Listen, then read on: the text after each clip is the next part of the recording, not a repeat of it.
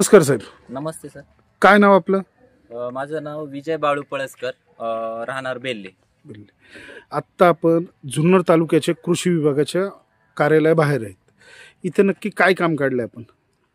इथं आम्ही वारंवार 4-5 महिने झाले तसं हेलपाटे मारतोय की आमचे काही अर्ज आहेत, शासकीय योजना असतील तर त्या संदर्भात आम्ही पत्रव्यवहार केले.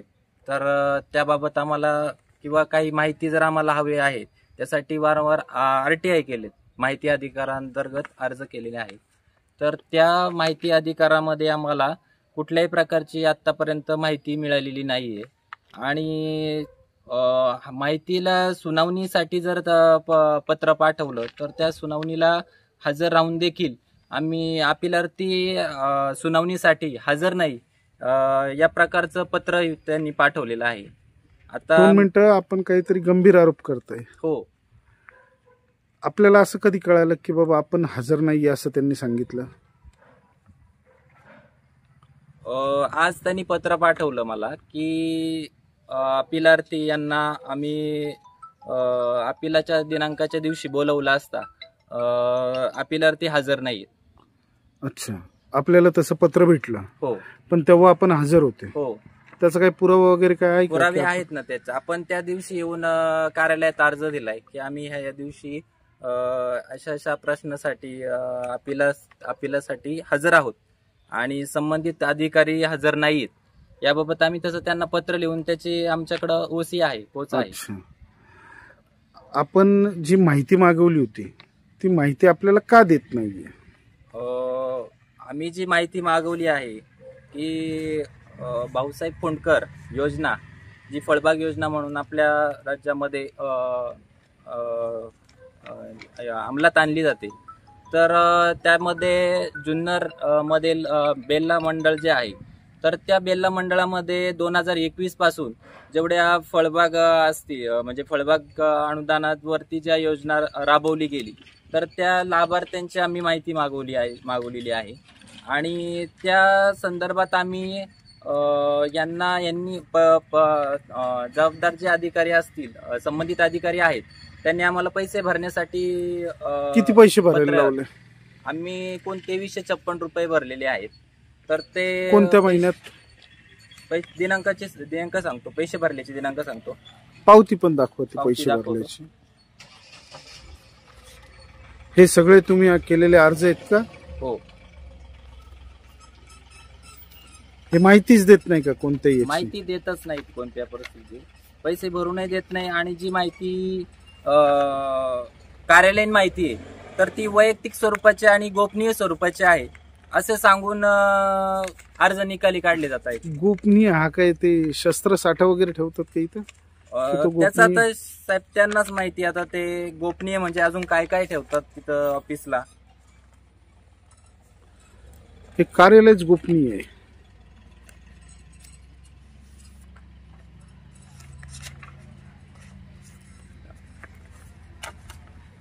किती पैसे भरले होते साधारणतः? 2356 रुपये भरले.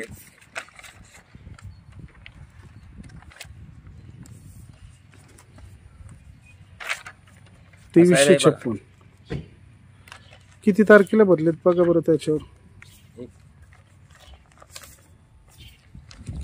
साहेब याच्यामध्ये आता आम्ही 16/4 अर्ज केलेला आहे. 16/4 सदर माहितीबाबत आम्ही 16/4/25 रोजी अर्ज केलेला आहे. त्यानंतर साहेबांनी आम्हाला पत्र पाठवलेलं आहे 16/4/25 ला, 16/6/2025 ला की शुल्क भरा म्हणून. त्यानंतर आम्ही 25/7/2025 ला सदर माहिती देण्याबाबतचं जे शुल्क आहे ते भरलेलं आहे. अच्छा. आणि त्यानंतर 2 सप्टेंबर 2025 ला देखील त्यांना पत्र पाठवलेलं आहे की आम्ही असं शुल्क भरलेलं आहे, तर माहिती त्वरित आम्हाला मिळावी.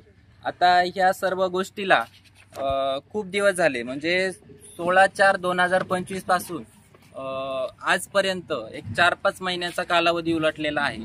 तरी अद्याप अजून कोणत्याही प्रकारची माहिती आम्हाला अवेलेबल झालेली नाही. पैसे घेऊन काय म्हणतात तुम्ही माहिती मागायला गेले की? माहिती मागवल्या गेल्यानंतर सांगतात ते की माहिती अवेलेबल नाहीये. आता जर ती माहिती अवेलेबल नाही तर यांनी आम्हाला कोणत्या बेसिसवर पैसे भरण्यासाठी सांगितलेत? बरोबर आहे. तर अशी किती विषयांची माहिती आपण मागवलेली आहे आणि किती विषयांची ते देत नाहीयेत? साधारणतः भाऊसाहेब फोंडकर फळबाग योजनेची जी माहिती आहे तर ती माहिती त्यांनी पैसे भरायला सांगितलेत. तर पैसे भरूनही माहिती साईड चालू नाहीये, जे सर्व्हर चालू नाही. आता त्या सर्व्हरवरती ऑल महाराष्ट्रामध्ये सगळीकडे योजना राबवल्या जात आहेत. साईट सगळ्या पद्धतीने चालू आहे, फक्त या ठिकाणची साईट बंद आहे असं यांचं म्हणणं आहे. अच्छा, 4-5 महिने गेली, 4-5 महिन्यापासून साईट बंद आहे असं यांचं म्हणणं आहे. आपण तालुका कृषी अधिकाऱ्याला भेटलेत का? हो, तालुका कृषी अधिकाऱ्यांना भेटलेलो आहे. त्यांचं काय म्हणणं आहे? त्यांचं म्हणणं आहे की साईट सर्व्हर बंद असल्यानं तुम्हाला माहिती अद्याप मिळालेली नाही. मग तुम्हाला त्यांचं उत्तर मान्य आहे का? हे नाही, आम्हाला मान्य नाही. कारण आता जवळपास सर्व महाराष्ट्रामध्ये जे आपल्याला महाडीबीटी जे पोर्टल आहे तर त्या पोर्टलवरती सगळ्या प्रकारचे अर्ज योजना राबवल्या जात आहे. सगळ्या पद्धतीने ते कामकाज चालू आहे, परंतु फक्त यांचं सर्व्हर इथे बंद आहे. अच्छा, आणि इतर माहित्यांमध्ये काय सांगतायत? इतर माहित्यांमध्ये त्यांना आपण असं विचारलं आहे, तुमचं जे कर्मचारी आहेत जुन्नर तालुका कृषी विभागाअंतर्गत जे कर्मचारी अधिकारी आहेत, व त्यांनी त्यांच्या कामकाजामध्ये जे दौरे केले असतील त्या दौऱ्यांचा जो काही त्यांनी अहवाल वगैरे काही जे कलेक्शन केलं असेल, किंवा एखादी जर योजना तुम्ही राबवताय तर ती योजना राबवताना त्या लाभार्थ्याकडून थोडक्यात हालचाल रजिस्टर योजना राबवताना त्या लाभार्थ्याकडून तुम्ही जे डॉक्युमेंट घेताय तर तुम्ही काही डॉक्युमेंट हार्ड कॉपी मध्ये कलेक्ट करून घेताय. समजा बिल असेल वगैरे, कोटेशन असेल, ह्या सगळ्या गोष्टी तर ते सुद्धा साईड अभावी देता येत नाही, सर्व्हर बंद असल्यामुळे अभावी देता येत नाही असं त्यांचं म्हणणं आहे. तुम्ही जे म्हणले की ते काय गोपनीय, काय कोणती माहिती गोपनीय? कार्यालयीन कामकाजाची माहिती आम्ही मागवलेली आहे आणि त्यांचं सरळ म्हणणं आहे की ही माहिती गोपनीय असल्यामुळे देता येत नाही. म्हणजे कार्यालयात काम करतात ते गोपनीय काम करतात? ते गोपनीय काम करतात. चला, आपण कोणते माहिती अधिकारी आहेत त्यांच्याशी भेटू. ठीक आहे, चल. आपण आता ऑफिसमध्ये गेलतो. ऑफिसमध्ये तर त्यांचं कोण नाहीये तिथं. आता ते पुण्याला गेलेले आहेत मॅडम म्हणून सांगितलं जातंय. आपण काय सांगणार याच्यावर? आता आपण ऑफिसमध्ये गेलोय तर ते आता नाही आहेत, मीटिंगला गेले असं सांगतात ते पुण्याला. तर आता हे माहिती धायगुडे मॅडम जे आहेत जनमाहिती अधिकारी, तर ते माहिती देण्याचं टाळाटाळ करत आहेत. तर याचा असा अर्थ वाटतोय की इथे नक्कीच काहीतरी मोठा भ्रष्टाचार होण्याचा होत आहे अशी चिन्ह दिसत आहे.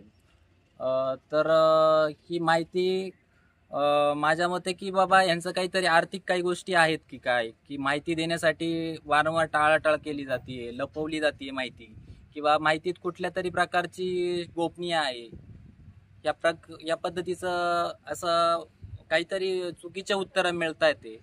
तर ही जर माहिती मला 8 दिवसात जर नाही मिळाली तर मला या कार्यालयाच्या समोर आमरण उपोषणासाठी मला बसणार आहे. Okay.